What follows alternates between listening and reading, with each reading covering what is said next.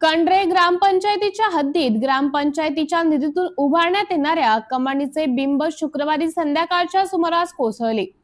सुदैवाने जीवितहानी टळली असली तरी ग्रामस्थांमध्ये संतापाचा उद्रेक झाला आहे। गावकऱ्यांनी सरळ सरळ ग्रामसेवक, सरपंच व ठेकेदार यांच्या निष्काळजीपणाला जबाबदार धरले असून त्वरित फौजदारी गुन्हे दाखल करून कठोर कारवाई करण्याची मागणी केली आहे। ग्रामपंचायत हद्दीत 2 कमानी मंजूर करण्यात आल्या होत्या। त्यातील पहिल्या कमानीचे काम आज दुपारी ठेकेदाराकडून सुरू होते। अमरधाम जवळ चौफुली नजीक या कमानीचे कॉन्क्रीट ओतण्याचे काम संपन्न झाले होते। मात्र संध्याकाळच्या सुमारात निकृष्ट दर्जाचे बांधकाम झाल्यामुळे अचानक बिंब कोसळले। कामगार काही अंतरावर इतर काम करत असल्याने मोठी दुर्घटना टळली। ग्रामस्थांनी यास शासन निधीची उघड लूट करण्याचे ठामपणे सांगितले।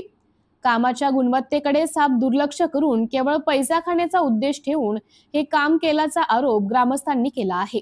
संबंधित ठेकेदारास त्वरित काळ्या यादीत टाकून त्यांच्या विरुद्ध फौजदारी कारवाई करावी अशी जोरदार मागणी करण्यात आली आहे। त्याचप्रमाणे ग्रामसेवक आणि सरपंच यांनी देखील आपली जबाबदारी झटकून पळ काढू नये असा इशारा ग्रामस्थांनी केला आहे।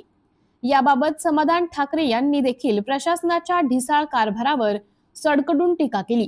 दोषींवर त्वरित गुन्हे दाखल न केल्यास ग्रामस्थांसोबत तीव्र स्वरूपाचं आंदोलन छेडण्यात येईल असा इशारा त्यांनी दिला आहे।